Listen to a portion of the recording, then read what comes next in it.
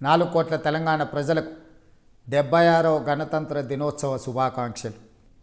Doctor Babasaheb Ambedkar గారు ఈ దేశ ప్రజలకు అందించిన రాజ్యాంగం 75 వసంతాలు పూర్తి చేసుకొని 76వ వసంతంలో అడుగుపెడుతున్న సందర్భంగా 4 కోట్ల తెలంగాణ ప్రజల ఆశీర్వాదంతో ఏర్పడ్డ ప్రజాపాలన ఇందిరమ్మ రాజ్యం ఈరోజు 4 నూతన సంక్షేమ పథకాలను ప్రవేశపెడుతుందని మీ అందరికీ తెలియజేయడానికి సంతోషపడుతున్నాను. మీ రేవంత్ అన్నగా మీ ఆశీర్వాదం తీసుకొని తెలంగాణ రాష్ట్ర ముఖ్యమంత్రిగా 13 నెలలు పూర్తి చేసుకున్న సందర్భంలో ప్రజలకిచ్చిన గ్యారెంటీలను ఒకటొకటిగా అమలు చేస్తూ ఈనాడు ఈ గణతంత్ర దినోత్సవ సందర్భంగా రైతు భరోసా, ఇందిరమ్మ ఆత్మీయ భరోసా, ఇందిరమ్మ ఇండ్లు, నూతన రేషన్ కార్డుల పంపిణీ కార్యక్రమాలను ఈరోజు ప్రారంభించుకోవడం నాకెంతో సంతోషంగా ఉంది.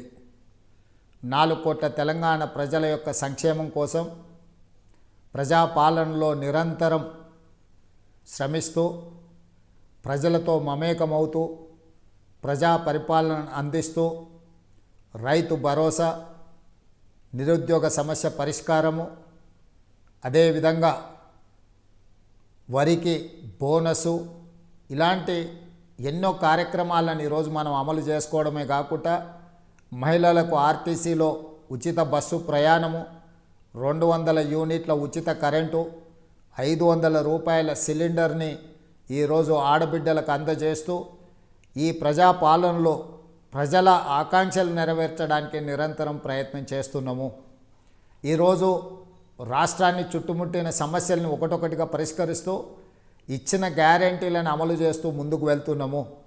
ఈరోజు దళితులు, గిరిజనులు, ఆదివాసీలు, అదేవిధంగా బలహీన వర్గాలు, మైనారిటీలు, మహిళలు, నిరుపేదలందరినీ కూడా ఆదుకోవాలన్న లక్ష్యంతో ఈరోజు ప్రభుత్వం ముందుకు వెళుతుంది. ఈరోజు మీ ఆశీర్వాదం, మీరు అండగా నిలబడబట్టి ఈ ప్రభుత్వాన్ని ఏర్పాటు చేయడమే కాకుండా ప్రజా సంక్షేమ కార్యక్రమాలను అమలు చేస్తూ ముందుకు వెళ్తున్నాము.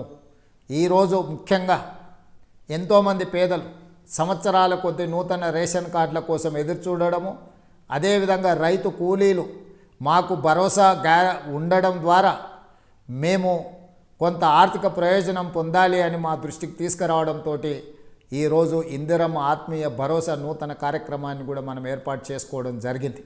రైతు భరోసాలో ఈరోజు సంవత్సరానికి 12,000 రూపాయలను మనము ఈరోజు రైతుల ఖాతాలో వేసుకోవడం జరుగుతుంది.